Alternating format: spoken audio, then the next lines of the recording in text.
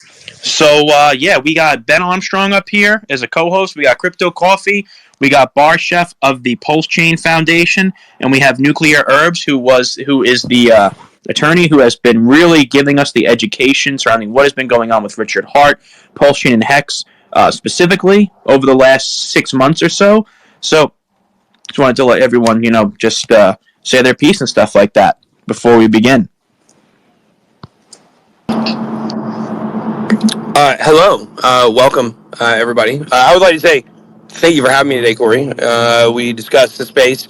We had a call last week with several of us, and decided this was probably the best way to kind of introduce, kind of what I'm about and what I'm doing and why I'm interested in Hex and PulseChain. And really probably, we're going to be I'm going on Corey's channel tomorrow night, and then I'm also doing a stream with RG3 tomorrow. And I hope we're going to be able to clear up a lot of misconceptions that people have about me and what my motives are. My motives are pretty simple. I think really, I've been thinking about this a lot, and I've said this several times. I really want to hammer this home. The number one thing that this community can expect from me is for me to treat you like you're normal. For me to treat you like this is a normal blockchain. It's just like everything else.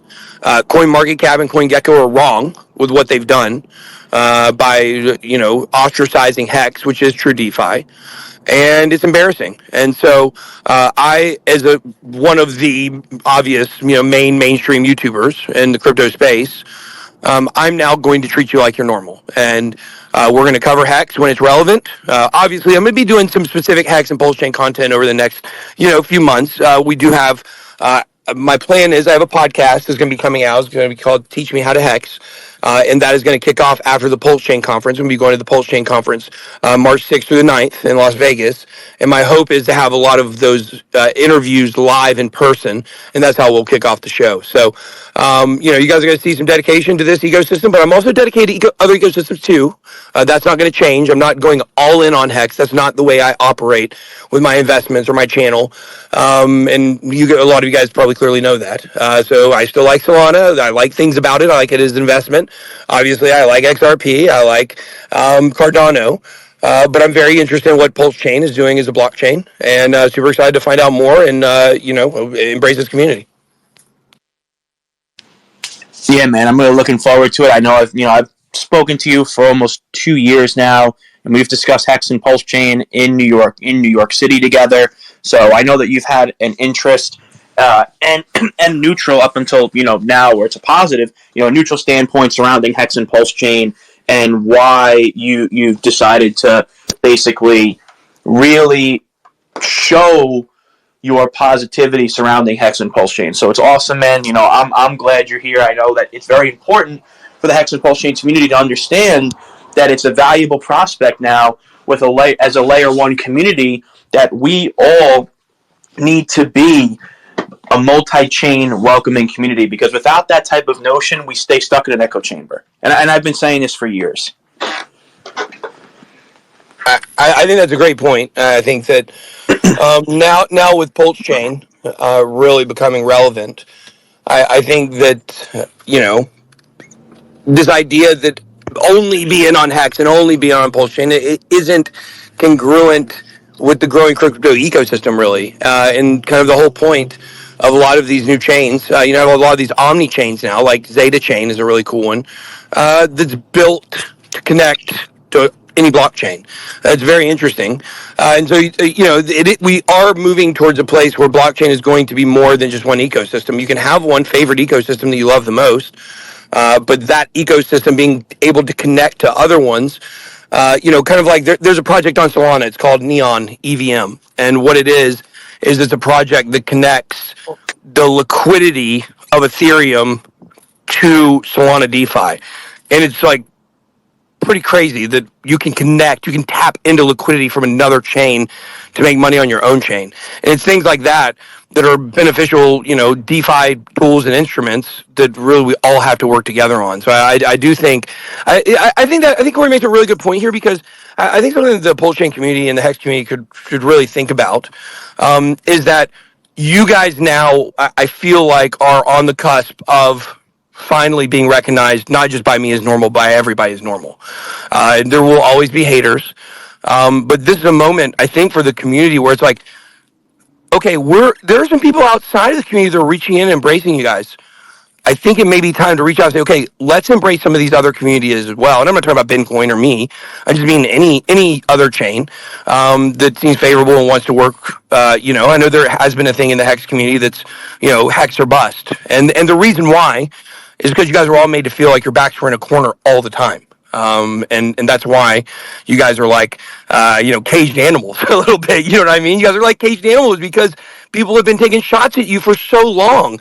And I think it's time to relax a little bit on that. I think you guys are about to be well received. I think this banner you guys have been carrying of, is for some reason not legitimate crypto community. I think that's going to be done. And that's my mission, is to help you guys get rid of that. Yeah, I mean, go ahead, Coffee.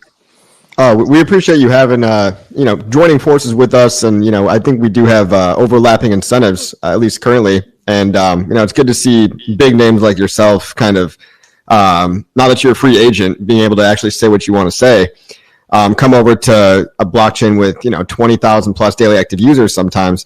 And we got to be, I'm just going to echo that message, to be inclusive and not exclusive, because you do see, I always pick on the Bitcoin maxis, but it's not all Bitcoiners, right? It's a small segment of individuals within certain communities that say, we're awesome and everyone else sucks. And that's just not the way to get more users at the end of the day. So, I do understand people are skeptical, especially because, your previous channel, like maybe your co-founder TJ and stuff is kind of a hater himself. But I did watch the Hexologist stream that you guys did. It was great to see you guys hanging out in real life and get the real story behind all that stuff. And whether or not people believe it or not, some people are always going to be, doubtful or whatever. Some people are going to hate no matter what. But hearing your side of the story, I mean, I personally believe you. We welcome you with open arms, but that's up to the individual to be the judge of character. Well, I appreciate that, and that's definitely true. But what I would say is I think this thing with my business and this lawsuit and all this, I think it's going to be moving pretty soon. We have a very important hearing that is next Friday. So we're hoping, if we are granted what we're requesting in this hearing, basically a third party would come in and manage the business, and that would keep them from stealing all my money. So that's all I want. And then once that happens, then we can kind of relax, because they don't have access to anything, and I might, get everything back pretty quickly, or whatever I want back. So, but I appreciate those kind of words. And yeah, I really had a great time. I always find, like, one thing I said, I had a meeting earlier with some people about the Pulschain conference. Which I do want everybody to know. Cassie and I are both coming to the conference, and we're both going to be there. We're going to go to every event. I'm super excited. And the thing that I said is I've got a feeling that the Hex conferences are more fun than the other conferences. So I'm really excited to get out there and meet everybody, and hang out with more people. Loved meeting with the Hexologist. He was an awesome dude. We had a great, he just came and met me. We did a little 15-20 minute interview, and I was hanging out with Cassie and her son, and it was good stuff. So look forward to having a lot more interviews like that. And anybody who's in the Hex community while I'm out there at the Pulschain conference, if you're there, I can't wait to play some Top Golf with you guys and show off this long drive. But if you're going to be there and you have a channel, or you want me to do a quick interview or whatever, like, I'll be open and accessible to everybody there. So really looking forward to it. Yeah, like, that's something I wanted to highlight about Ben. And again, I'm not trying to be a kiss ass here by any means. When I first met Ben, like, almost back when the FTX shit happened, he really didn't know me from a hole in the wall when I asked him for an interview. And it was a humble channel back then. I had 3,000 subscribers at most, maybe 4, I don't even remember. And he came on my channel and then put me on, back then when, before all this debacle happened, around the blockchain. So, like, the importance here is like, understanding that, whatever your thoughts are about this, I see that there's some thumbs up, I see there's some thumbs down, I see there's some hearts in this Twitter Spaces. But my main point is that everyone has been so annoyed lately, over the last 3 years, about being gatekept. Well, now it's obvious that big names are not. There's no gatekeeping going on that we see anymore. I mean, Crypto Wendy's starting to do Hex and Pulschain videos. I just had her on last week. Ben is now literally making dedicated Hex and Pulschain videos, literally making a documentary, and going to the Hex and PulseChain conference. Like, these are massive developments for a layer one community if the desire is really to be a multi-chain phenomenon that is no longer being gatekept. So in order to not be gatekept, we can't gatekeep ourselves either. And that's a very important concept here. Yeah, and that's just one aspect. The social aspect is one thing. We've got giant names. Ben Armstrong, former million subscriber channel, now has 100K subs in a couple of months. Like, you're going to get back to that level again. You got Ivan on tech. You've got all these big names. But on top of that, I think the next gates that are going to come down are going to be the centralized exchanges, getting listed on those. And eventually the CoinGeckos, CoinMarketCaps are going to be forced to acknowledge us. But even going one step farther, I think the real final gate is to get in the public consciousness the true story of what happened with the SEC versus Hex, PulseChain, PulseX, and what happened with Richard. Because it's easy to just say, oh, SEC, sees Richard. Richard must be a scammer. That's how a normal person thinks. They don't understand the corruption that goes on, at the level of the federal government. So exposing that will be the final nail in the coffin, I think, for the narrative. Exactly. I just want to say something. I gotta go walk my dog real quick. I don't want to lose connection, so I'll be back in 3 minutes. So, do you guys think I'll be back in 3 minutes? Yeah, my dog is crying. Okay, I hope that's not you. No, it's not. My dog is crying. He wants to go for a walk, and there's nobody home. What they were talking about back then as a Tuesday night on the WB. Look, I think you're this stuff is. I tell you, I have had a rude awakening in the world. I had a rude awakening in the last, few months as all this stuff has happened to me. I used to believe that, yes, there was corruption, right? I get it. But I used to believe that there were mechanisms built into the world to keep you safe, such as the legal system. If you are innocent, you will be protected. If you are guilty, you will be found out and punished. Also, if someone commits a crime that you can look up in a statute in your state law book, state code, I guess you call it, and you can show them a literal crime, and you can explain how something literally fits every description of that, and they look at you and they say, yeah, we just don't know if that really fits. It's like, what are you talking about? Like, we don't really have things. Things are not. There's a lot of smoke and mirrors out there, is what I'm saying. You think if somebody kills somebody, murder someone, they don't get away with it, because we see all these shows about true crime shows. They always get caught. They always find them. Right? Well, they don't. That's fake. I think, I don't know what the stats are, but I think more than most people probably get away with it.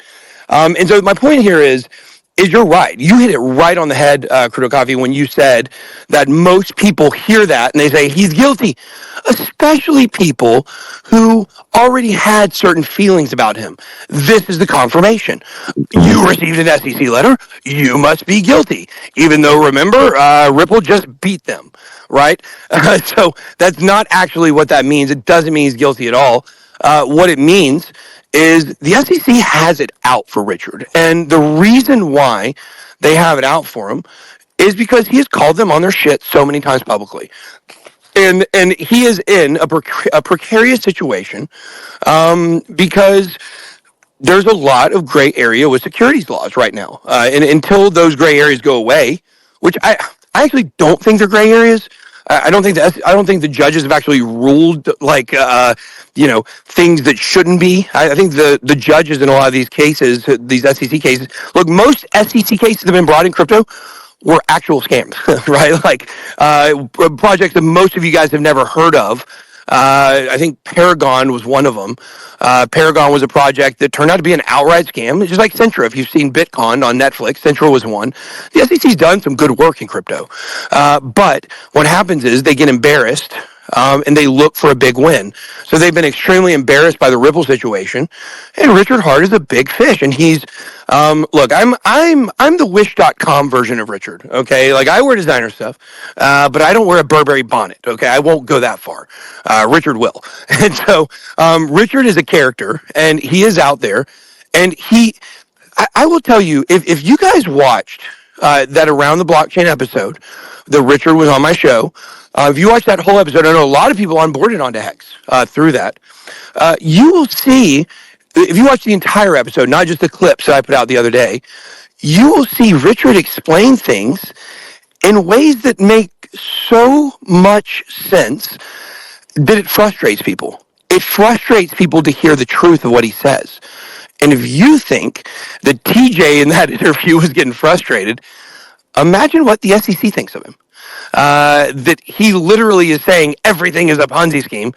He literally said on that interview, my favorite thing that I walked away with on that interview, that he said that just, it hit me like a ton of bricks. He was basically implying, he was like, look, who cares if one person has all the Ethereum? Who cares? Why would that person sell? If that person sold, the price would go to nothing. And he said, just like Tesla, if Elon Musk sold all of his stock overnight tomorrow, it would tank the price. Isn't that too much responsibility? And I was like, man, that made so much unbelievable sense to me. And it's things like that that he says that are so truthful and they're so honest, and they fly right in the face of everything the SEC tries to represent. And plus, he's on the run. He doesn't even live here. A little personal story about Richard. A lot of you guys know.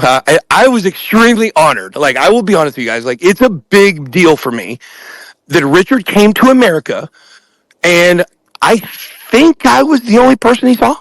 I just saw his mom, obviously, and I don't know, maybe saw some people in the Hex community, but outside the Hex community, he drove to my studio.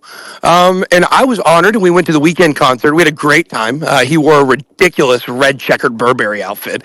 It looked so ridiculous. And he had the goofiest smile on his face the whole time. We went to lunch, and we rode together in my Lamborghini that was stolen, obviously. But we rode together. And he told me that, number one, my Lamborghini was better than his.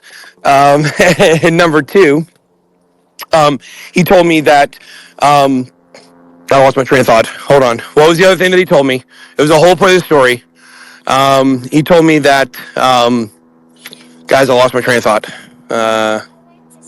Sorry. Cassie's daughter came home and gave me a hug, and it threw me off. Okay. Let me remember the other thing that he told me at some point. I'll bring it back. Yeah, cool. I mean, while you're saying that, I just want to be clear too that Richard did go back to the U.S. to visit his parents, right, his loved ones, and then also met up with people like you. I hear he met up with some other people as well.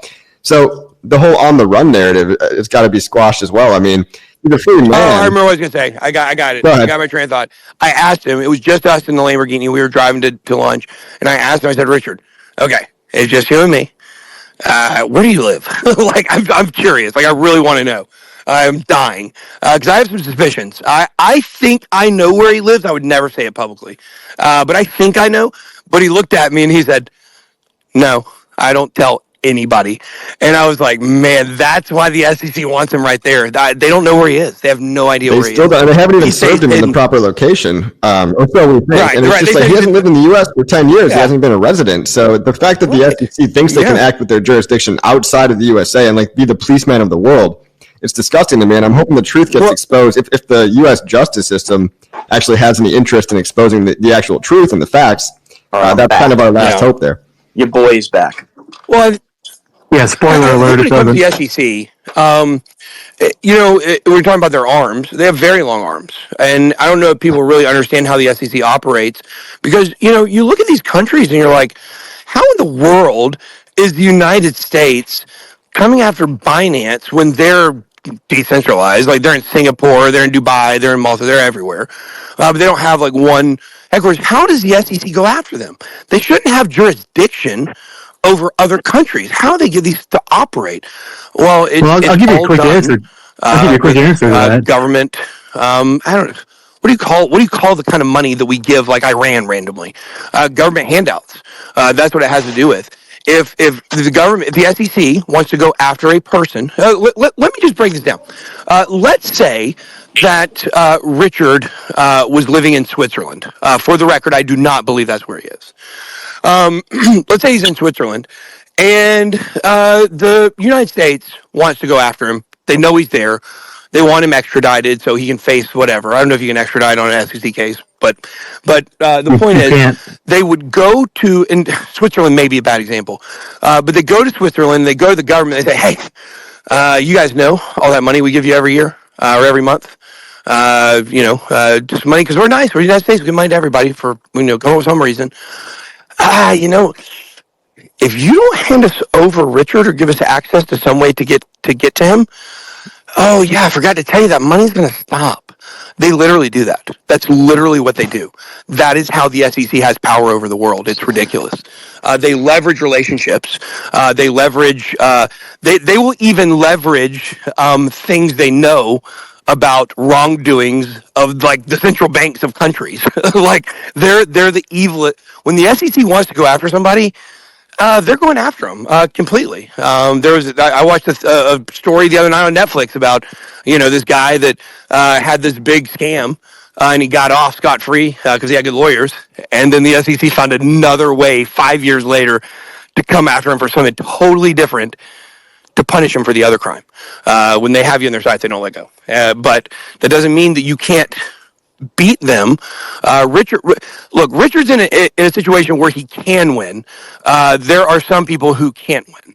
I do believe that if HEX is declared not to be a security, and Pulschain obviously is not a security, then they don't have grounds to stand on. So that's what they have to prove. They have to prove that those are securities where they can really do anything.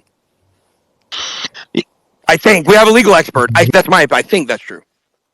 Yeah, I'll give you a quick answer to something we talked about just a second ago. Was the DOJ and the U.S. DOJ and the SEC take the position that if any transactions are done in U.S. dollars anywhere in the world, they have jurisdiction over it. So that's one of the reasons why they think they can go after everybody. And basically, courts have said yes. So unfair as that is, whatever. That's just kind of reality at this point. So until that changes, that's kind of where it is. Yeah, you're right about the fact that Richard can. You can argue whether or not it's a security, and that's going to be undoubtedly I hope I'm not interrupting. I know I am probably. Yeah, go ahead. But I just would like to say that for some reason, when Nuclear Herb is talking, I can't hear it at all. And so if someone could, after he's done, if somebody could summarize that for me, because it's just, Twitter is actually... Yeah, Barshap's having problems too. Okay. But yeah, I'll happily do that. Does it help if Nuclear steps down, comes back up, or does Ben have to? Yeah, Nuclear, you want to try that, and we can do that. I think. Yeah, let me try that. Let me try that. I'll leave and I'll come right back. Everyone's getting ready for that Padamir Vutin interview. What was I going to say? So Gary, did you want to say something? And by the way, guys, if you do come up here, please speak in like professionally. I don't want anybody coming up here just to talk shit, because I feel like some trolls are going to try to do that when they request. So please don't. I'm just going to block you like I do.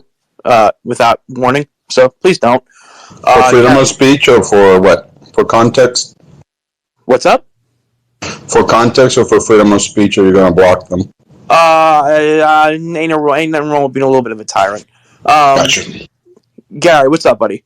As long as everyone knows. Hey, Ben. Great that Corey's hosting this. Very happy that you're here in general. Like last time we spoke in person, I think it was at Ben Cohen's penthouse in Miami. And a lot of the people that have been talking about HEX or Pulschain for years. So it's great that you're aboard. One of the things you already know is that we are, as a culture that's kind of been set by Richard many years ago, is about like congruent, actions being congruent with words. Guys, I'm having problems hearing again. I'm going to jump off and jump right back on. So I just don't know. I think I'm actually leaving. Come back. Yeah, definitely. And I'll just make you co-host again. Yeah. Can everybody hear me this time? I can hear you, Nuclear. I can hear. Okay. Okay, that must have worked then. All right, cool.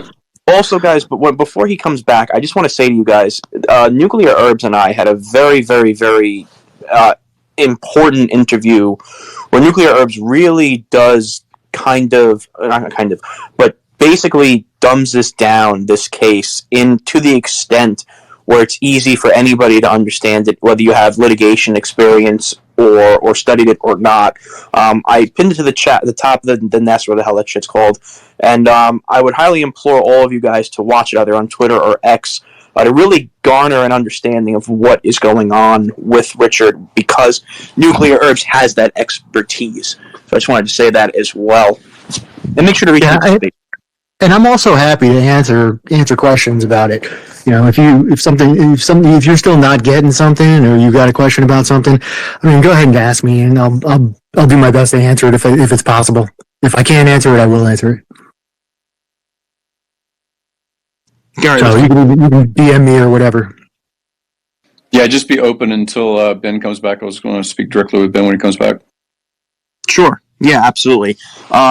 Yeah, definitely. Just want to see what's going on with that and why it's going on specifically. If I can infer, it's probably because of the whole Vladimir Putin interview coming up in a couple minutes.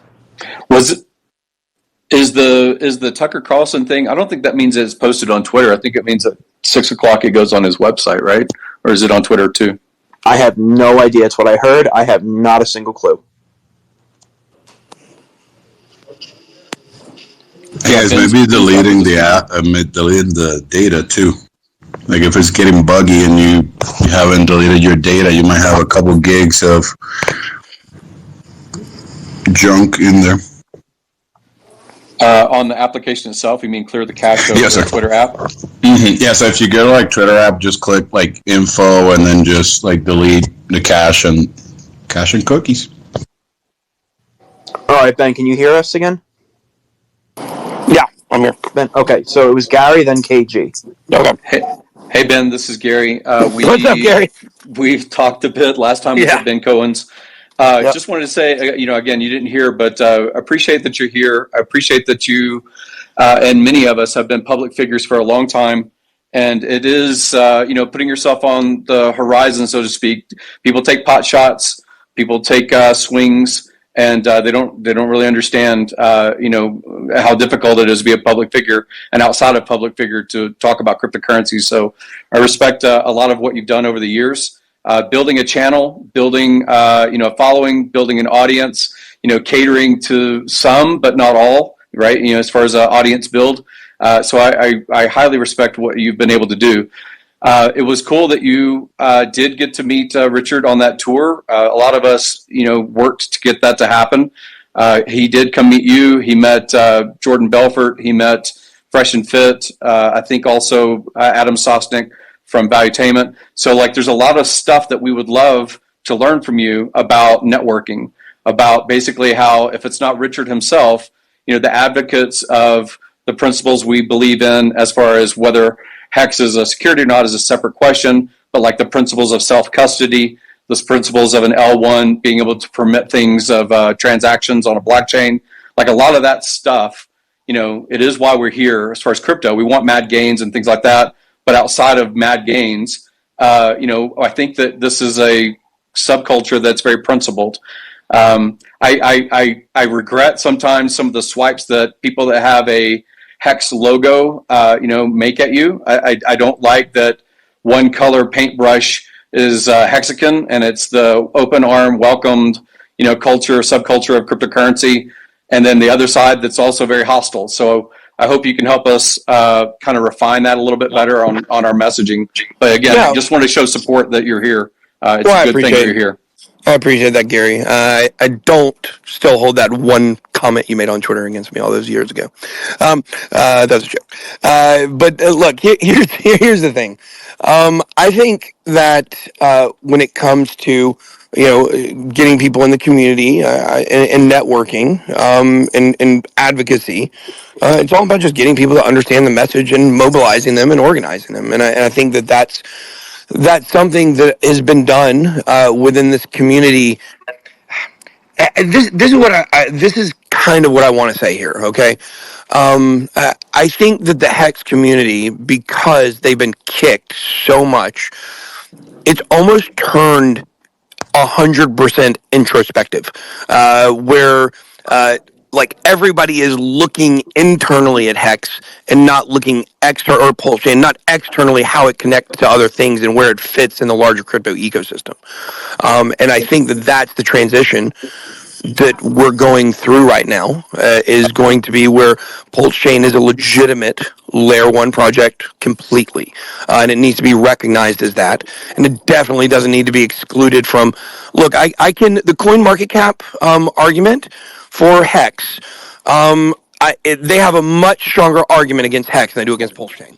It's ridiculous. Like Pulschain, it should not even be a question of whether it's on CoinMarketCap and CoinGecko. It's stupid. And so I think that having some leaders in the community to start looking now. Look, there are leaders in the community that are already doing this. I'm referring more to I think the community as a whole, but that there are leaders that are looking outside of the ecosystem and looking at how to bring people into it, and also how to bring some of the stuff you guys are doing into other ecosystems. That's the beautiful thing about the entire Pulschain setup, right? Is designed for coins to port over to Pulschain. It's really cool. So, and Bencoin, by the way, Bencoin will definitely at some point, be, porting over. There is a Bencoin on Pulse right now, but that's V1. That's not our token. Ben.eth made that. Version 2 is what we're going to port over at some point. But, and I do want to say one other thing. I know that several of you guys have already mentioned, and every time I talk to what I would say is an important person in the Hex world, which are all of the people I've talked to recently. Which, by the way, people gave me a ton of suggestions for people to bring onto my podcast, and eventually we'll be bringing people onto the regular show as well. Duh, obviously, when things are exciting. But for the podcast, I followed a bunch of Hex people. Those are mostly all the people that got suggested to me. So if you guys go look at all the Hex people I follow, not every single one of them maybe, but recently, those are all kind of people that are my targets. And this guy, people keep telling me to get this guy Somi on there. That guy's really funny. I'm definitely going to have that guy on. I think that guy's really cool. So He's great. Yeah. For our first interview. But Barchef, I gotta leave. What did you want to say? Yeah. So, hey guys, what's up? How you doing? I just wanted to echo a lot of the things that Ben and Gary said. Right. I think there's a lot of talent in this community. Right. And from an outsider, traditional outsider looking in, I've been part of the community since sacrificing for PulseChain and PulseX. Have quite a significant amount invested in the community. And the question for me was, with my talents and the gaps that I recognize in the ecosystem, how can I contribute, right? Because one, I was tired of seeing my bags going down, and it's not a small amount, so it's an amount that hurts when it goes down. And after the announcement with the SEC, I decided to throw my hat in the ring and contribute. And in that way, one of the significant gaps that I recognized was the lack of an organized initiative that is open-minded, that takes a very mature approach to handling business on behalf of the community. As a lot of you guys know now, I've co-founded a blockchain before. I was the chair of the Wax Blockchain's OIG committee. I've built a ton of startups. My day-to-day consists of helping startups get off the ground. So launching things is my business. And I recognize that we do need to combat these exchanges, right? We need to combat the rankings. We need to do it professionally, and have a conversation with them that isn't simply tweeting and tagging and effectively shouting publicly. And that is exactly why we decided to start the Pulschain Foundation. And it's an initiative that some in the community recognize that it exists, but choose to deny it. And that's fine. I understand that, it's a fairly controversial sort of, traditionally foundations hold a certain amount of weight in ecosystems, and that could be bad, right? So granted, a certain number or amount of reluctance is expected. But we're here to tell you guys that we're here to build, and we echo a lot of what Ben and Gary said in terms of embracing the outside, the entire ecosystem of crypto, collaborating with other communities, with other projects, and bringing everyone here so that we can all, lift the ties of the boat together. So I got a bail to go host my event that we host weekly here, but I just wanted to drop in that note. And Ben, good to see you again. Always glad to have you. Thank you guys. Yeah, Bar Chef, keep doing So, what you're doing. appreciate it. Yeah, Thanks thanks for for your the time, shout out, man. Bar Chef. You've been working hard. Yeah, that's good stuff. That's good work. And I think just real quick, I wanted to. I was getting to a very important point I wanted to make, and then I'll be done. Not done with this, but I mean just done with the statement here. A lot of you guys have said things already to the effect of you don't like what some of the people in the community think of me, what some people in the community have said about me, or shots that they take about me. I just want everybody to feel very comfortable to know that doesn't bother me a lick. Doesn't matter at all. I understand that there will be a proving ground for me here with Hex and Pulschain, and I'm comfortable with that. That doesn't bother me at all. There will be some people that even after I prove it, they still want to believe I'm someone I'm not, and so they'll still be mad, and those things happen forever. Guys, there is not a person on social media who cares less about what people say about him in a negative light. That doesn't mean I don't care about my reputation. That means that people say so much stuff that I don't care. It doesn't matter. So like I don't see it. All these shots that people are saying people are taking me, I literally haven't seen one. All that I've seen, maybe I've seen two or three, but all that I've seen almost exclusively is nothing but warm and open and welcomeness from this community, and I love it. So if there are people that are saying negative things, from someone who is entering, and I know you guys see that stuff, I feel totally welcomed 100%. And I'm very appreciative for that. So, I don't want anybody to feel like we're walking around on eggshells. And if people say enough bad stuff about me that I might leave, that's not the way I operate. So I just want to be very upfront and clear about that. Hopefully the haters turn into lovers down the road. If not, then, that's on them. There you go, guys. Make sure again to and retweet the space.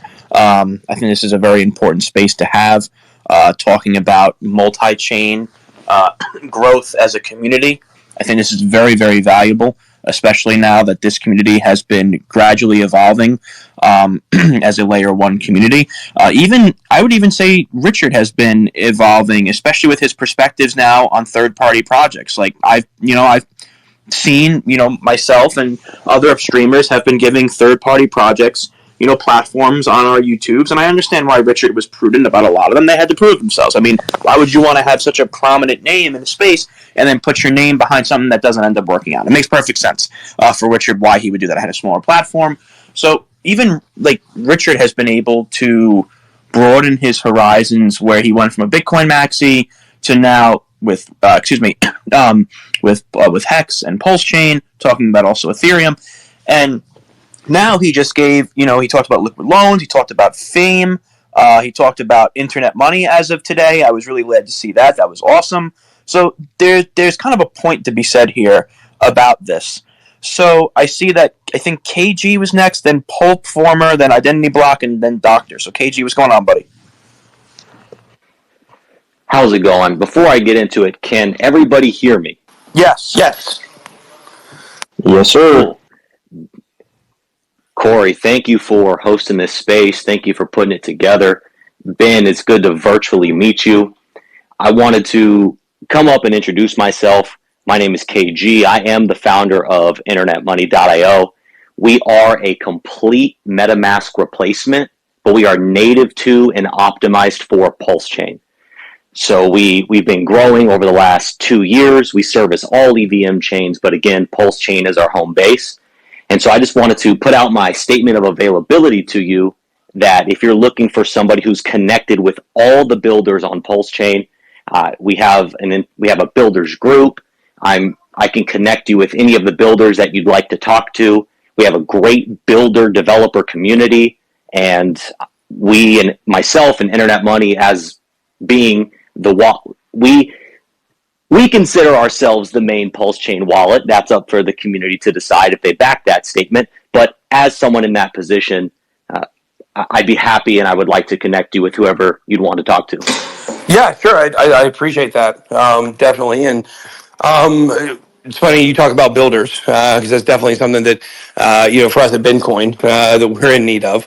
We actually had some conversations already with RG3 about some of their developers and stuff like that. So, we're going to try to make this just one big happy family here. But thank you. And one thing I do want to say to the community, when I do my podcast, I may do sponsors, I may not. I haven't decided yet.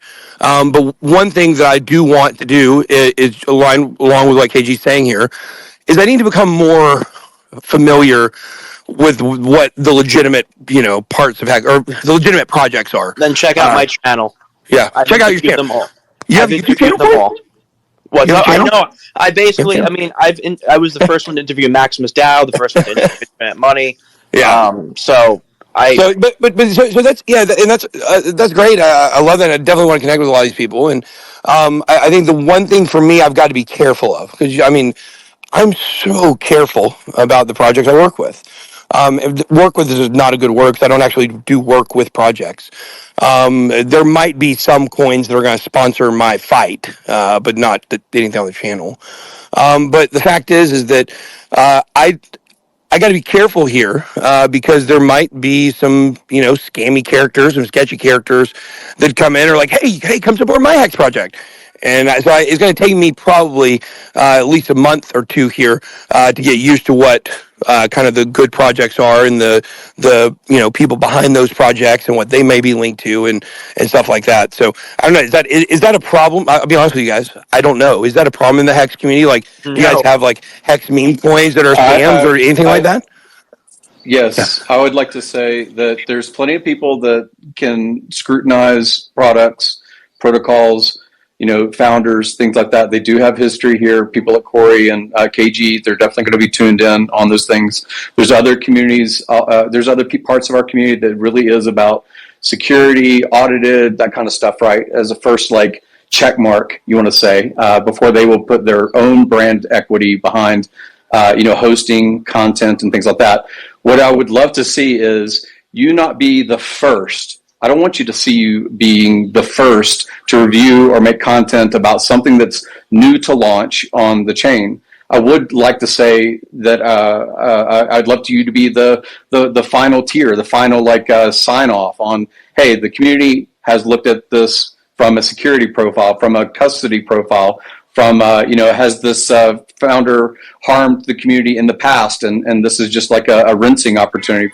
I would love to see you as not be the first mover and the first newsmaker, but like the gold standard at the end. Yeah, that's what I would prefer. Yeah, definitely. I would definitely not be covering anything that's launching, and unless it was, I'll make a comparison. Like in the overall crypto world, Zeta Chain just launched, and Zeta Chain is going to be a massive and I'm not shilling it, by the way. I don't even own any Cassiones a little bit, but it's just a good example of like when Sui launched or Aptos launched. Like those were launches, but it was obvious they were great projects, so they had big backing and stuff. But kind of what I'm more referring to is kind of like, even because you guys have to understand, like, I don't want to sound like egotistical here. I forget how much power I have a lot of times, and that's how I actually even ended up in Bitcoin. I tweeted about Bitcoin because Minot asked me to. And I was like, sure, we're in a group together. I like you. Sure, I'll tweet about it. And then it turned into this whole thing. So I just got to be careful about even who I interact with, because I could be interacting with someone on Twitter or X, right? There's somebody in the Hex community that maybe is a scammer and people know is a scammer. And I'm just trying to be nice to the community. And so I respond to his tweet or whatever. And then that makes it look like he's credible because I'm responding to him, and then he uses that to scam people. That type of stuff, that happens all the time, and it's something that people don't understand how hard it is to kind of maneuver in this ecosystem when you're at this level, because everybody, even your business partner, is trying to scam you. No, I get that. It happens to me too. Especially being one of the first community members, if not one of the first community members that was interviewing third-party projects, 2.5 years ago. It is very difficult to maneuver now that I'm getting messages every day for every Tom, Dick, and Harry project that launched yesterday.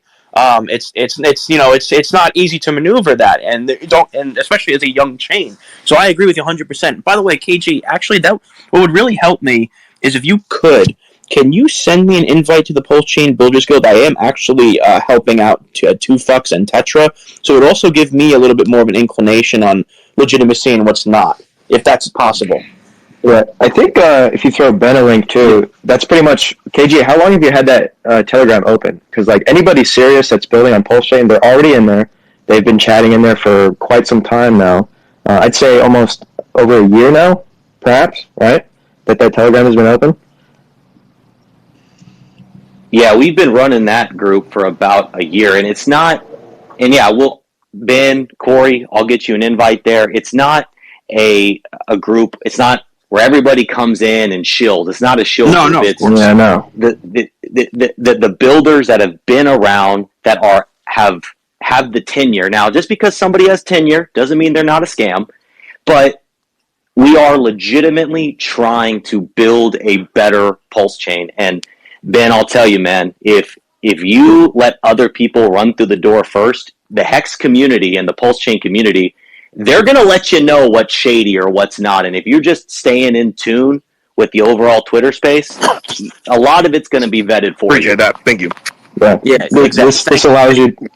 This allows you to narrow down your bandwidth, so you don't have to watch, hours and hours of live streams. You can just, cut to the chase and kind of get a refined look into what's legitimate, what's not, who's been around for a while, who has very vested interest in the community, etc. That's probably a great place to start for your investigation and stuff. Yeah, KG. Yeah, I appreciate that because both of us are going to need it. I mean, I'm starting to need it now because I'm getting a message every other damn day for a new interview for a project, and it's hard to maneuver. So that would be very appreciated, KG. absolutely appreciate what you guys do. I see the hands up. I'll put my hand up to be. All right, so it's after the hands that are Pope up. Former, then Identity, then Dr. Roboto, and then after you're done speaking, if you're done, please just step down because there are people requesting that I can't bring up. So yeah, what's up, Pope Former? How you doing? What's up, man? Thanks for bringing me up. Thanks, Ben, for leaning into us. It's great. A couple of weeks ago, you put out that video talking about how you're going to come, basically let everybody know that you're going to come over here and kind of lean into us. You featured the Pulse Loring ecosystem on that video. I want to thank you for that. That was awesome. But I want to bring your attention to the Tang Gang. Over 50,000 NFTs minted on Pulschain so far. If you're looking for NFTs, man, that's the place to go. Pretty sure everybody over there is fairly well educated, and you'd have a good time talking with them. But again, thanks, man, for leaning into the chain, and we've been looking forward to it for a long time. So, Well, I appreciate that, and yeah, I definitely would love to figure out what's going on with those HEX NFTs. I've heard of the Tang Gang. I have heard of it. They have shown up in my live show when I was doing my live show. So yeah, it's hard to ignore the oranges. That's for sure. 100. So, all right. So now we have Identity Block that wants to speak. And again, please, when you're done, if you are done speaking, please step down. So, Pulp, are you done? Okay, cool. All right. Identity, go ahead, buddy. Thank you, brother. So, hey, Ben, thank you so much for doing this and hanging out with us, especially us trolls. I want to bring in a little bit of background on why I guess I am a little bit judgy about this whole movement and all this stuff that's happening. I mean, I've seen some of your moves that you've done since like 2017, 2018, the whole situation with Justin and all that stuff. And, I know that people change, everything changes. There was the whole situation too with SBF and that whole like Fed bit license that some of us, we were trying to warn the community. We saw what happened at the end of 2021 when they were trying to pass all those bills. And, we know that you were trying to pass your own bill in your own situation that was separate. But then we noticed that when the whole rant and all that stuff happened in 2022, that law was already passed. It had already been signed in November of 21. Like, it was around the time that Corey started hanging out with us in voice chat and all that stuff. And I mean, it was serious. Like, we were trying to tell everyone, hey, these guys are coming for DeFi.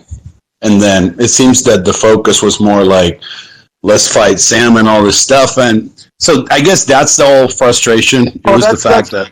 Yeah, sure. If I could jump in here. Of course. Yeah, because what were we talking about with Justin? What That like Justin's son back 2018, the whole move when you were like big boy Ben, and then you started like doing your other stuff. Where I was pro Tron for a brief period. Yeah, I was. I was pro Tron for a brief period, and I'm actually kind of pro Tron again for a different reason. I think Justin Sun's kind of not really the face of Tron anymore that much, and Tron serves a purpose as it has the #1 most volume for Tether. The USDT version. Yeah, so like it has some use, but I mean, I wish I had to mention that because it almost sounds like I'm like anti this, anti that. It's just like back then. You remember it was like either you're either Bitcoin or a shitcoin. Right. I've had a lot of things with Justin's over the years, so I want to know which one.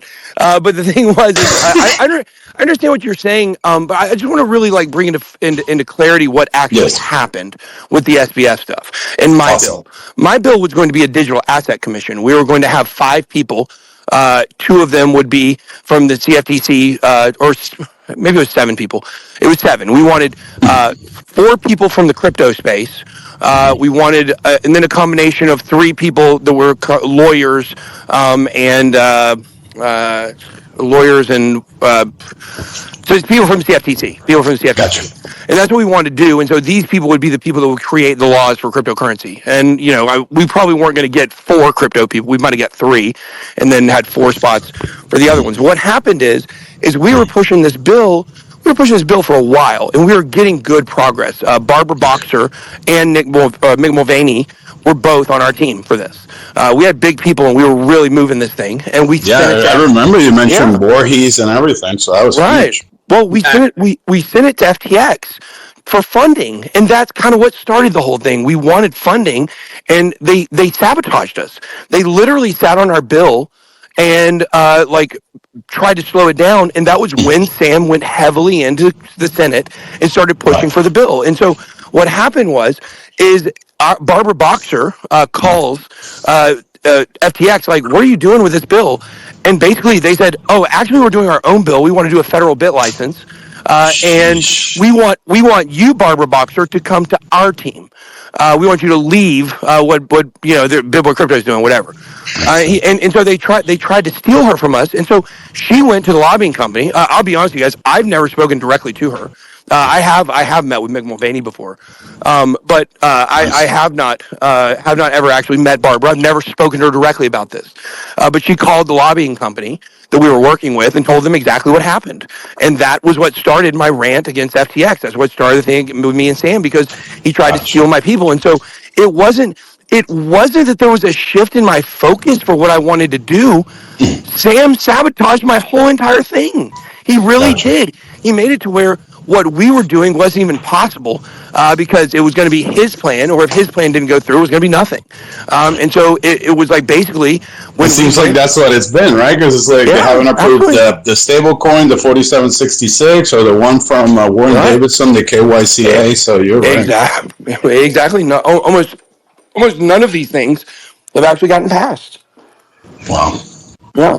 Well, bro, thank you so much for taking this time. I wanted to come up here because, like I said, I've been super trolly and super all that, and I know that it's a big shift, and we've been hard on you since you talked to Richard in 2019 about HEX. So, man, I'm glad you're around, and hope that you put out the good word of HEX and Pulse and SciVibe. So, thank you so much, Ben. Yeah, thank you so much, Corey. I know I give so much crap to Corey too, but it's all in good fun. It's all right. It's all right, brother. I love you too. This is the best community in crypto. There's no question. That's why I've been here for 2 years. Yeah. I'm going to step down. Thank you so much, Ben. Absolutely. I would like to say one thing, just follow up there. One thing to follow up is I want everybody to know, if you've ever said anything bad about me, I don't care. Okay?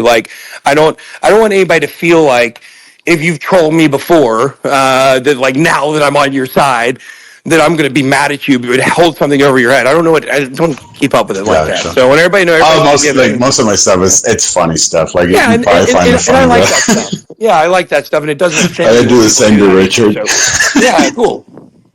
Alrighty, guys, have a great one. Thank you. We got Dr. Robot, D Hex, and then Gary. Doc, what's going on? Hey, thanks for having me up. Hey, what's going on, Ben? Thanks for joining. I really don't necessarily have a question, more so than more so than to just share a little bit of my experiences with Pulse and Hex. I was an Ethereum head. Like, I don't gonna say maxi because I love Bitcoin more than anything. But I'm a developer and I mainly did everything on Ethereum. And I would see Pulschain or some of the people would tell me about Pulschain. I'm just like, that's whatever. It was through the Tang gang that I actually got to really get into the ecosystem of Pulschain. And the reason why was just seeing all the education, seeing all the support for artists from a grassroots type of level or base level kind of got me engaged within the whole ecosystem. And I guess I just wanted to say, like, Ben, you're a polarizing figure in crypto, right? Whether you like you or hate you, you're a well-known figure, and you are maybe the beginning wave of big people in crypto coming into this ecosystem and shedding light on it, right? So I guess I would implore the Hex community, Pulschain community, to kind of stop the in-house fighting, because when people are like it's your house, right? Y'all built this shit. Y'all forked it and y'all made it something worth of value, right? Because some people consider it vaporware, some people consider it value. So you don't want people to come in shedding light and then having problems in-house, because it's not a good look, right? Because there's a perceived cabal within Hex. There are people who idolize Richard as like this demigod. There are some people who respect his knowledge, and some people who don't fuck with him. And you got all these melting pot of ideas and ideologies within one ecosystem, right? And they clash, right? So instead of clashing, I think it's imperative that everybody just kind of work together to prop up the chain, not the price, but prop up what's intrinsically valuable within this ecosystem, so that when people like Ben or anybody else, Vital, anybody else comes in, that is kind of like a clean house, if that can make sense. And do appreciate you coming, Ben, because you coming here is going to shed light on it. It's going to bring more attention to your followers that you built up and worked up to get, rightfully so. So that's just kind of like what I wanted to say, not necessarily a question or anything like that. And the Tang gang, to me, is undervalued as a community and a commodity because of the education and the support for people that they present. So that's kind of like all I wanted to say. Well, I appreciate those comments. And you did refer, what really stuck out to me is you did refer to, there is a group of people out there that, you're right, worship Richard as a demigod. I just want to say I'm a proud member. Thank you. All right, you take care, man. Doc, thanks, buddy. So I think it was D-Hex, Filipino, Gary, and I think that's where we are right now, if I'm not mistaken. D-Hex, what's going on? How you doing? Hey guys, just wanted to thank you for the space and say g'day to Ben. I'm part of the Tetra team. I was wondering if I could post something in the nest as opposed to, shilling anything to you guys. Yeah, that's what I did. Guys, make sure to please share this space too and share the stuff in the nest. I am a shameless person asking for you guys to like and retweet the stream I have with Ben tomorrow. So please do that. Yeah, I just appreciate you guys, man. And Ben, you were one of the first guys that talked about Hex that helped me kind of onboard. So back in the day. So I appreciate that you put me in a really, really good position to kind of understand crypto, learning from some amazing people. There's some great people in the community, founders. The education is second to none. I've never seen anything like it. The guys are fantastic and very supportive. So yeah, I would definitely get in that Builders Guild and check out the projects that are there, get educated, and yeah, really appreciate it, guys. Thank you. Appreciate that. Cheers, brother.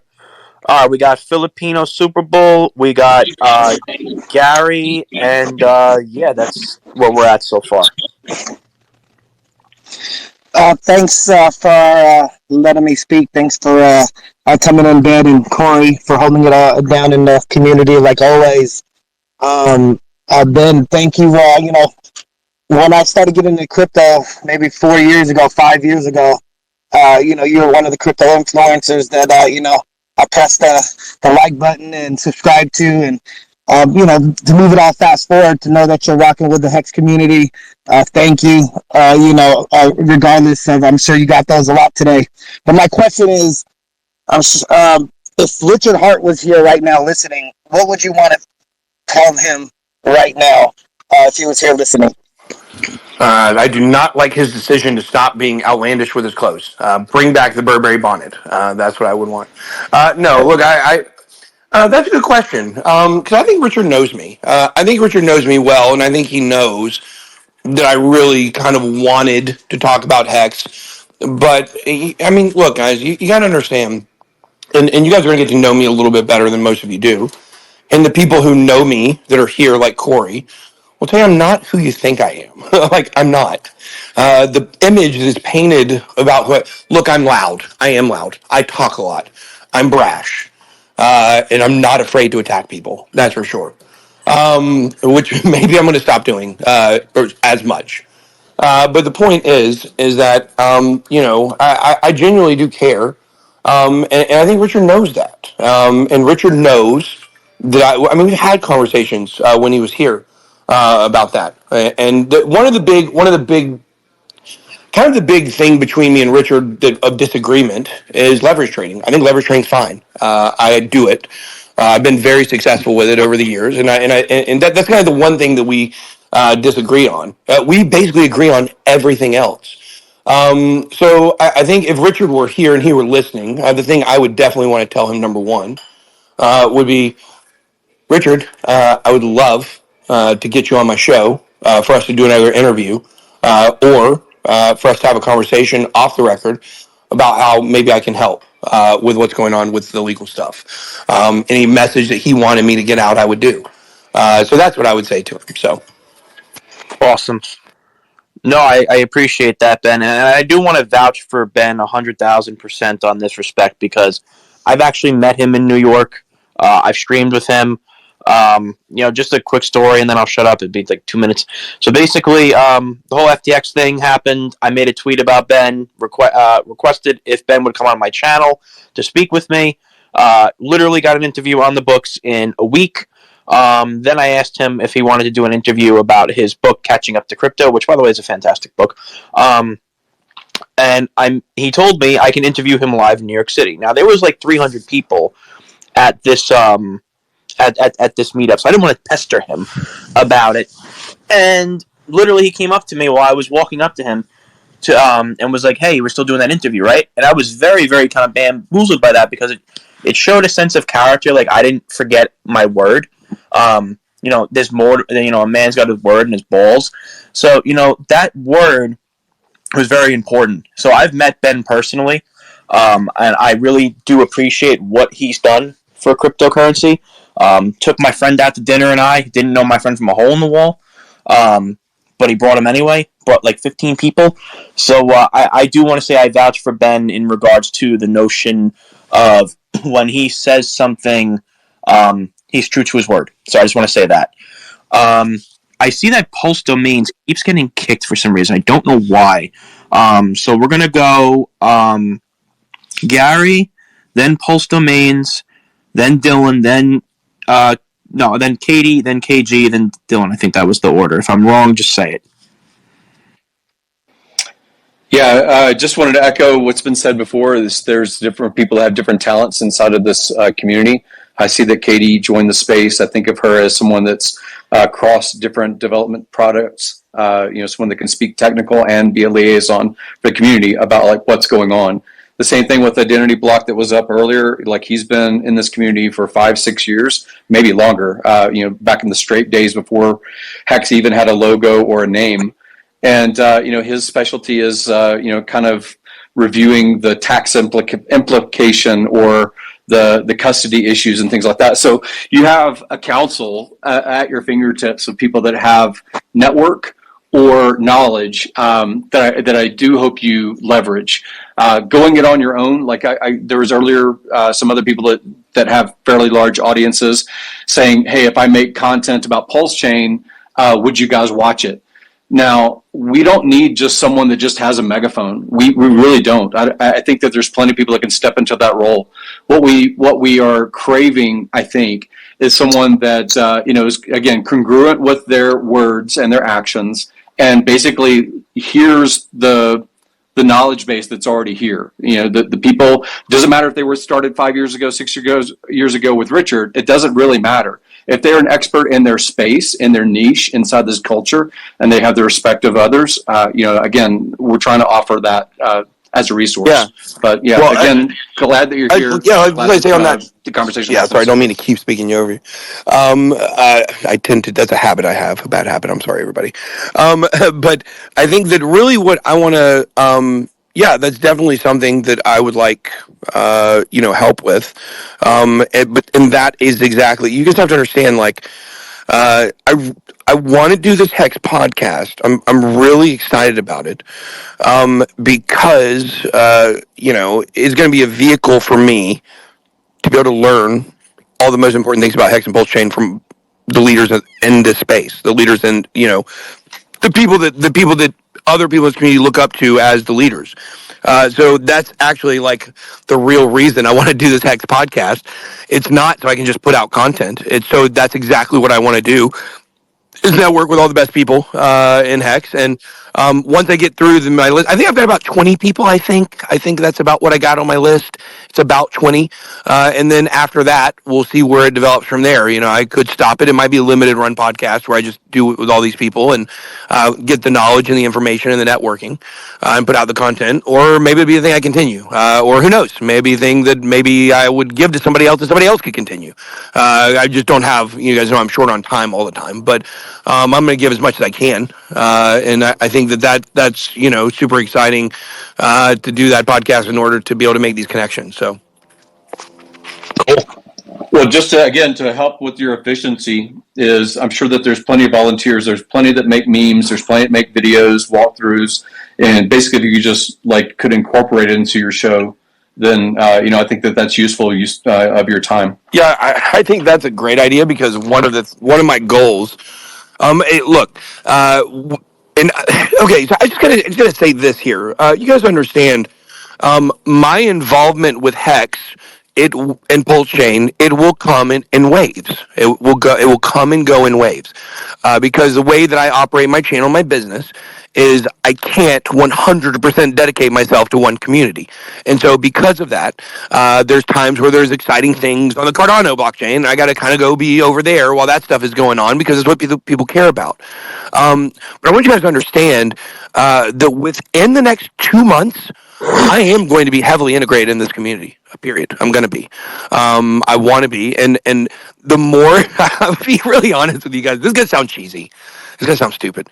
But the more I do these spaces with you guys and talk to you guys behind the scenes even, the more I love you guys. And the more that I want to be involved. Because I haven't really had a community embrace me like this, to be honest with you. The XRP people don't even really like me. The Cardano people think they're all smarter than me, and I don't understand it. The Solana people are all mad at me because I said I got information from another influencer, and I said it, and it was wrong. So they've been mad at me for over a year on that. And, of course, I said Solana was going to die, which I thought it was. It seemed legit at the time, didn't it? But, that thing has bounced back. And now I'm... you guys understand what I've done with the Solana Solana. The Solana Solana thing is a gigantic joke, but obviously it is real because I do know the price of Solana is going to go up a lot, period. So my plan with that was I'm going to declare myself the leader of the Solana army, and then I'm going to, when all the new people come into the bull run, they're just going to know me as the leader, and it's going to be really funny. And, so that is a little joke, but definitely not what I'm doing with you guys as a joke. But my point is I lead a lot of people look at me as one of the leaders of a lot of different communities in crypto, but about half the XRP people, it's about the normal ratio for me. About half those people hate me, and about half those people love me. And so this community is the first one that I really honestly feel embraced by, and it makes me want to do more for you guys. It really does. It's a new experience for me. I feel like we've kind of found each other, right? You guys are the rejected blockchain. I'm the rejected influencer. And here we are. I got thrown out of my own business, guys. Yeah.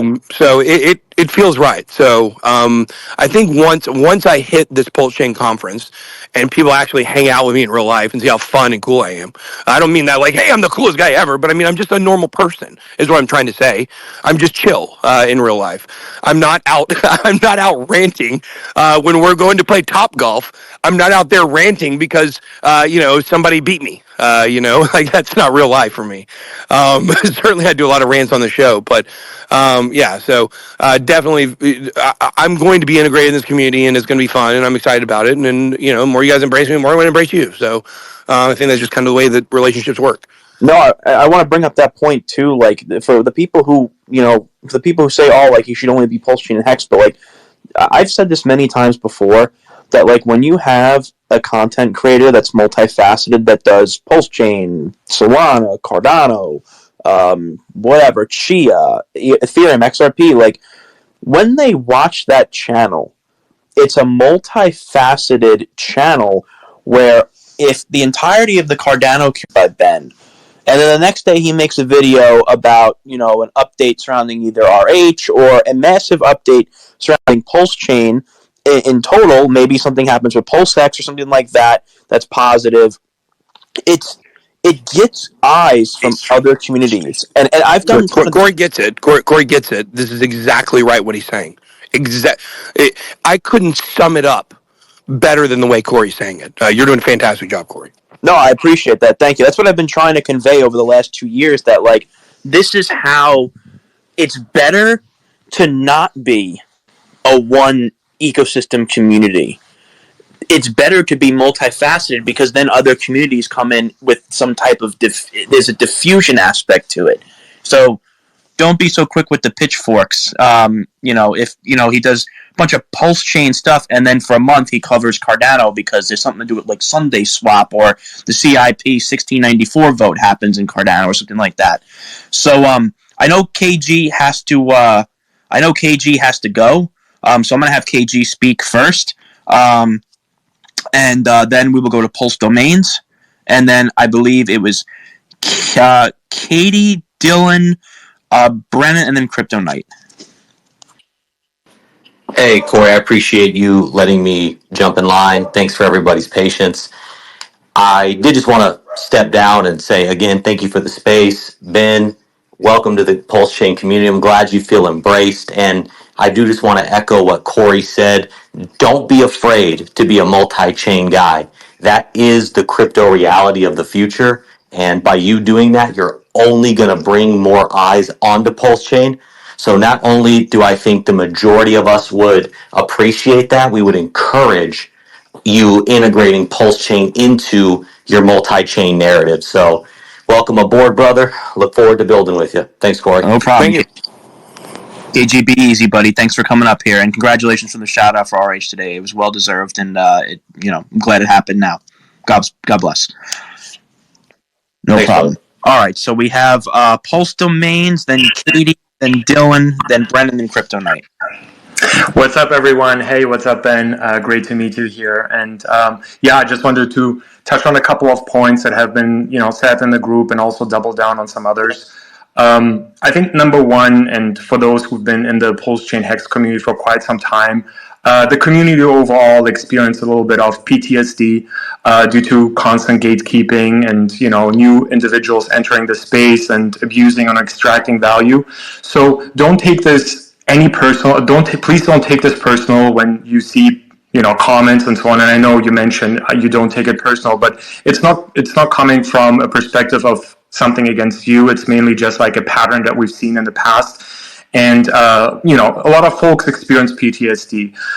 With the same token, I think and with the same token, it seems like that we have some trauma bonding now. Pulschain and HEX was the rejected chain or token, and the experience that you went through gives us something to bond over, and I think gives you also totally a different perspective on how to view this entire space generally and all of the things that are happening. So that's really good to see. But then also things have changed. Pulschain is 8 months young. We have 200 plus projects. Most of the projects are fully homegrown. There's 50,000 validators. Pulschain has, is number 10 in total value locked. PulseX is, number 8 in volume. So there's a lot to explore. And also a lot of the builders are homegrown, building away without any funding, and essentially want to create products to make this chain awesome. In addition to that, I think, especially from a perspective for you, who to trust, and is it this project or that project that I should, support or mention, and so on.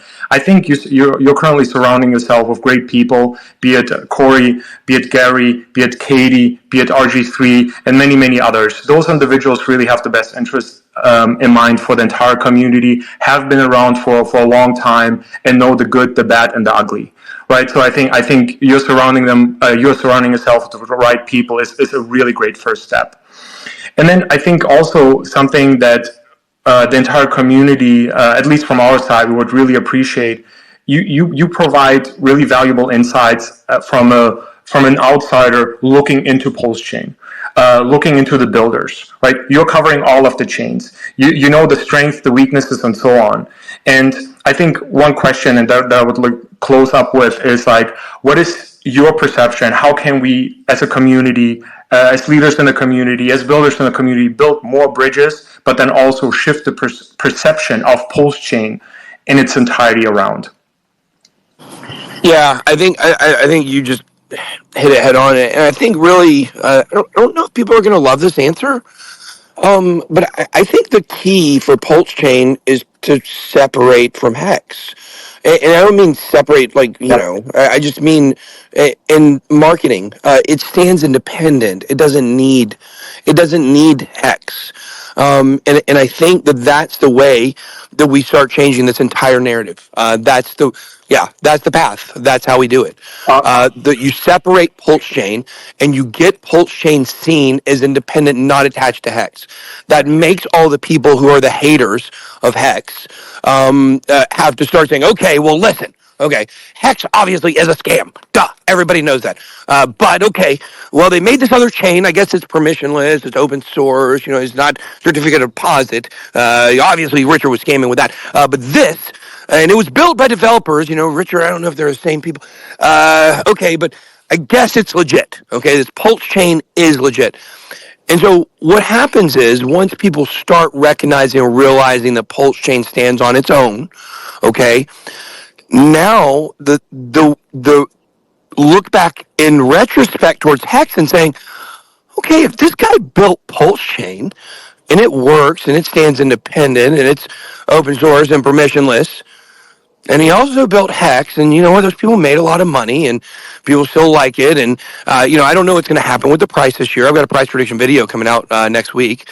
I got delayed a little bit because I had to go out of town for Cassie's dad died. A lot of people know that. But the point is that it's all got to happen with Pulse. The general public the general crypto public, it's a very small slice, but they generally already made their mind up on Hex. A lot of these people know that Pulschain somehow is connected to Hex, but they don't even understand how. And I think that's really the path that we need to go on, is separating those. I think that's the key to the entire thing, and that's my message. And it's not being dismissive of Hex. It's not saying hey, Pulschain's good. Yeah, you guys don't like Hex. Okay, we'll just be dismissive of it. No, look at Pulschain. No, it's not that. It's still speaking favorably of Hex when it's needed to be spoken favorably of. But it really is putting the focus and understanding that because you guys have this new great opportunity with Pulschain, I think this can kind of go back and rewrite the entire narrative. I think, gosh, I love this. I think one day, in crypto, people are going to look back at Richard as a pioneer and a hero. I love that, actually. Who knows? Maybe me too, instead of a villain. But I think one day he will get his due, and hopefully maybe it's after he defeats the SEC. Absolutely. And guys, also just please make sure when you're done speaking to step down. There are a lot of people requesting, and I want to get to all of them as much as I possibly can. I will. We've already been doing this since what time? 5:30. I will commit until 7:30. So I'll do another 40 minutes. That's perfect because I want to go to the gym myself. So perfect. I already hit it. I already hit the gym. Yeah, lucky you. I've been doing conferences all day. Not fun. So I'm the funding gym. I don't need to You're go. a lucky puppy, Ben. I'll be going soon. So Pulse Domains, thank you for speaking. I'm just going to bring people down the second they're done speaking. So we're going to do that. Dylan, then Katie. Sweet. Thanks, Corey. Yeah, Ben, welcome. You're kind of in a community of misfits. Over the past year or so, you've kind of found yourself in difficult situations. We've been in these situations for a while in the community. I don't know if you've noticed.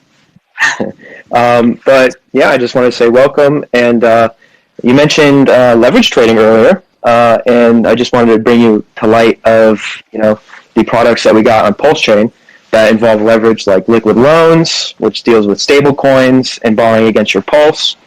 Soon you'll have stable coins against your PulseX that you can borrow against and level up with that. You can obviously visit the Fame stuff, PH product suite, right, where you can see the GMX fork that we've got that's been up since September, and it's processed like, I don't know, $400 million in volume, and cash flowed, I think, $2.4 million in fees, which is impressive on Pulschain, which everyone says and claims is dead, right? And I mean, even liquid loans, I think north of, $50 million in TVL. Is that wrong or is that right, Katie? Can you correct me there? No, it's right. Okay, yeah. So, I mean, there's impressive TVL happening. There's impressive volume happening on Pulschain. It is a vibrant community, which I think you've noticed. There's no VC funding on this chain, right? It was all homegrown, backwoods Florida, fundraised, and we're all a big happy family. We have our fights inwards all the time, but generally speaking, we're all here for the betterment of the chain. And yeah, man, I just wanted to say welcome, and glad you're here, dude. Yeah, well, thank you for welcoming me. I always trust someone who has a Gucci jacket on in their profile picture. Thank you. Well, thank you, sir. Yes. All right. So, Dylan, thank you for that. Again, like when you guys are done speaking, don't take it personally if I put you down to listener. It's just that there's so many people listening. Dylan, thanks. Corey. No problem. So we have Katie next, then Brennan, then Crypto Knight, then Brandon, then the Verse. So, Katie, what's going on? How you doing? Hey, guys. Ben, I just want to say thanks for embracing our community. I know we're a whole entire bunch of misfits and unorthodox sometimes, but when you actually get into the community, which you are now, and you start connecting with people, they really they're a bunch of amazing people. So most people know I didn't like Richard when I first got here, and I didn't like Hex. So I went on a huge learning curve, and I had to go do my own research, and now I've ended up being a bit of a maxi. So but the community is what brought me in. The community literally adopted me, you may as well say, right? The people here are something that just makes the chain unique. And yeah, I think it's really awesome, but I really wish people would stop leading with the toxicity within the community. You guys need to put that aside. It's in every single ecosystem that you move into. If you go over to Ethereum, it's got the same things over there. So if you don't tell people about it, they literally hardly notice. And Ben could validify that as being such a big guy in crypto and having such a large YouTube channel in the past. Those people are just noise. If you lead with the best people in the community and you have those voices, those are the people that they actually pay attention to. So don't draw attention to the wreck shit, draw attention to the best shit. Because we have everything forked on Pulschain that makes every other chain great. Yeah. We have a GMX fork, and GMX is what made Arbitrum popular. We have everything, but we didn't have a grant program to do it, right? Every other chain has a grant program to get 10 bridges, to get the best protocols on chain. We didn't have any of that. We had a community. So we speak volumes for ourselves. We don't always have to focus on the negative. It's the positive. Our TVL in different protocols that are on chain right now is next level, and they're only a couple of months old, right? Even moving away from PulseX, even though it's the main DEX on chain, the community built protocols are standing on their own as well. So the chain speaks volumes, and people like Ben, they don't pay attention to the noise. It's just wreck shit that no one cares about. And I'm really glad that you're embracing the people, Ben. Yeah. They're really awesome. You're going to love them. Well, thanks, Katie. I appreciate that. And I think you're right. I've always, having kept the community at a bit of a distance, you're right. They do come off as a little crazy for sure. But you are 100% correct that now that I'm actually inside of it, they don't seem as crazy. It's a little weird. It is an interesting, interesting character study, I guess there. But yeah, so I think that appreciate all the kind words, and I know you're right. There is a bit of a learning curve and stuff like that, but definitely excited to be here. And I think to address what you were saying about toxicity, and it really backs up what I was saying earlier, which is what you said about every community having the toxicity is exactly correct. The difference between HEX and, let's say, XRP is that the XRP community, it's kind of rejected too a little bit, but it's more mainstream. It's there's not reasons to leave it really. With HEX, when people kind of come in and they test things out, and if they encounter toxicity, I think there's this belief that they're going to reject you guys too, because there were some rude people. Because there were some people that were saying some negative things. Oh my gosh, I'm going to get out. When they might experience that, they're going to experience it anywhere. And so I think, right, embracing the fact that the toxicity, it does exist, and just ignoring it and not feeding into it. And, it's obvious that people know this about social media by now, is that if you engage with that stuff or interact with it, that's what actually gives it power. By actually telling the person that they're wrong or you don't like what they said, you're actually helping them. The dislike button counts exactly the same in the algorithm for YouTube as the like button. So all they want are reactions. And so the best way to you're never going to stop toxicity, but the best way to tamp it down a little bit is just don't engage with it and ignore it. And trust me, I could write a manual on how to do that. So, but thanks, Katie. I appreciate it a lot. I think we've maybe we messaged before on Twitter. I can't remember. I think we've talked before, if I remember correctly. But appreciate everything you said. Absolutely. And also, guys, if you don't have your hand up here, I'm going to assume that you're not going to speak. So please raise your hand, or else I'm going to move you down, please. So I see Yellow Cake, Fast Abdul. If you could just raise your hand. Gary, if you're up here, please raise your hand. So I can put more people up here. So we have, who the hell was next? Brendan. Brendan, what's up, buddy? Brendan, the orange. What's going on, Corey? Thanks for showing up, Ben. It's interesting that Katie brought up the toxicity, because I was going to kind of segue into that and kind of give my take on that. This community's been beaten up, dude. Like, I don't think any crypto community has been as gatekept and downtrodden as the Richard Hart ecosystem. They just intentionally go out of their way to not list us on things because of personal vendettas or personal opinions on how Richard launched a token or whatever. But the fact that we're still around and building in this bear market, and we actually launched a layer 1 chain through all that, just shows you the passion of the community. And sometimes that passion kind of overflows into what we might call toxicity, right? So the way I see it, you have essentially the cult of HEX, the cult of Richard Hart. And that's really, it's kind of true. I think we should lean into that, because what crypto community that's not super successful has not been a cult, right? Bitcoin, Ethereum, all those guys, they're called maxis for a reason, because they're super passionate about it. The problem with a cult is you indoctrinate them with certain ideas, right? Like, HEX is the best thing. Don't buy anything else. Don't leverage trade. Everything else is a scam. Don't get wrecked, right? These are all the things that Richard sort of was teaching people for a long time, and it worked. But the cult got bigger, and it changed. We're on a layer 1 now, right? HEX is not the only thing under the sun. We have other stuff going on. And as your friend Sumi would say, who I do hope you interview, he's a really funny guy, but he has a lot of good insights. A layer 1 chain is more like a city, right? A city doesn't just have churches like the Church of HEX. A city has gas stations, it has flip and flies, it has, restaurants, it has banks, right?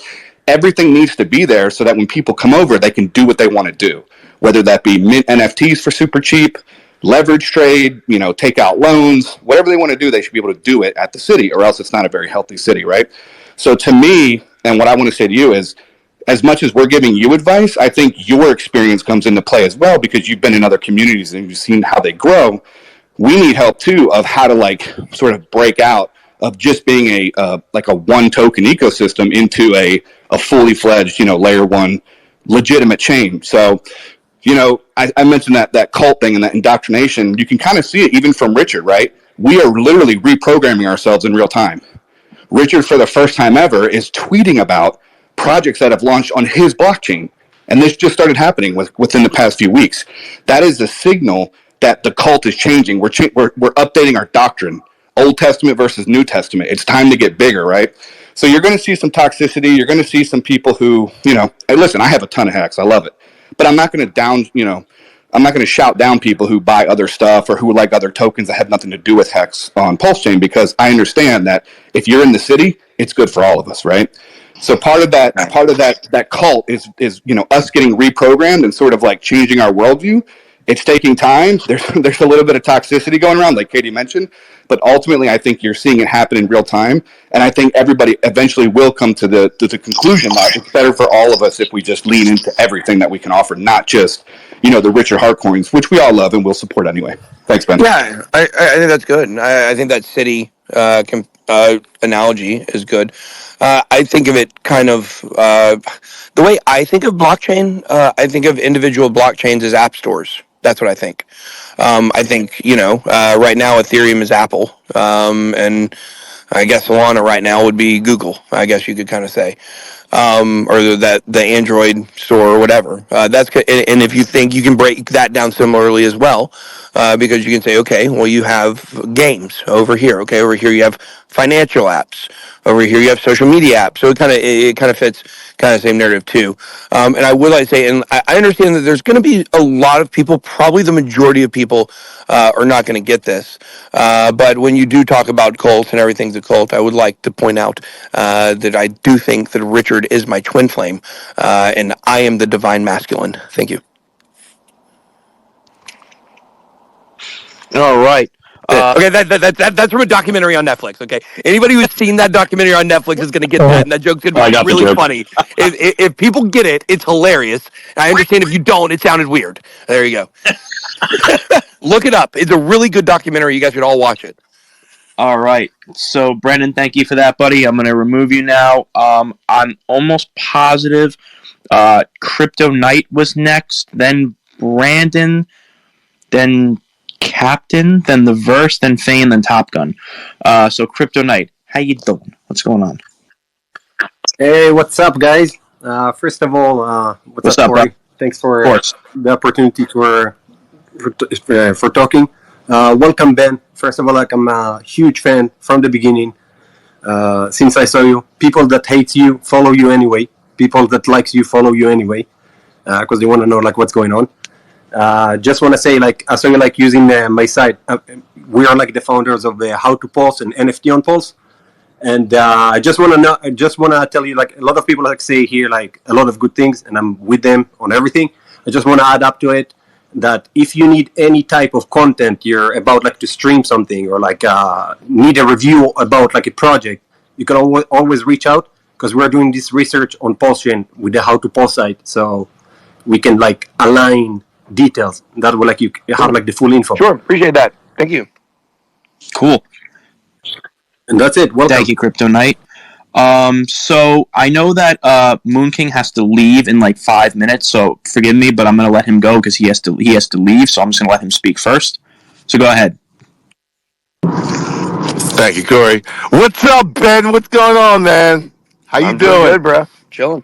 All right, man. As the number one shiller on Pulschain, I'm probably going to end up giving up that title to you in the future. So I'm just letting you know, as the number one shiller of Pulschain, I will give you that title. Well, thank you. I am known as the taker of belts. So it's all joking, man. All seriousness, number one meme coin on Pulschain is Teddy Bear. Now, I want to get your address because I don't even want you to buy it. I don't even want you to shill it now. Just in the future, you will feel that you will have to shill it because it is going to flip Dogecoin, in my opinion. Well, if it did that, So with that said, I don't even want you to buy it. I just want to gift it to well, you. listen. Here's the thing: if it does flip Doge, obviously the thing to do would be just pat it on its belly. You know, if the Doge is flipped, just pat it, just rub it on the belly a little bit. I love dogs. I have a dog. Her name is Solana. And we call her Miss Paws. Some of you might get that. I hope you do. But we really do. Yeah, so appreciate that. And I lost my train of thought. What was the last thing you said there? There was something I wanted to point out. What was the last thing you said? I said that Bear will Oh! I remember. Okay. flip Doge. I'm here. I want. Okay, so this is what I was going to say. What I'm going to say is I'm going to, in the next 2 days, I'm going to create a public hex address. I assume maybe or Pulschain address. I assume there's like a domain. Is there a hex domain service maybe, or Pulschain domain service? Something like that. If I can get a cool Pulse address, and everybody don't go sniping all the ones right now in my name and try to sell it to me. I won't buy it from you. I'll come up with something more creative than you. I'll look into that, and I'll have an address. And if people look, I'm not doing this because I want everyone to send me money. But if people want me to take a look at it, like you're asking for, that way I can just have one place where people can send stuff to. Yeah, man. But all seriousness, man. Don't listen to what anyone says. As far as hating goes on, because if there's anyone that's got rocks thrown in this community, it's me. You're looking Me at them. too. Just because I was different in the Me too. beginning, but they have 1,000% change. Majority of these people in this room has changed. Now there are still those maxis that we all know who they are. We all know who they can be and how they can be. But just know that a lot of it has changed, and I do not think this is a lot of fluff that's being spoken to you. Because coming from one shiller to another that's kind of the same boat as you are, it's real, and I have been somewhat, I won't say all the way, but somewhat accepted within the community. And I am by far the least maxi in this whole group of people.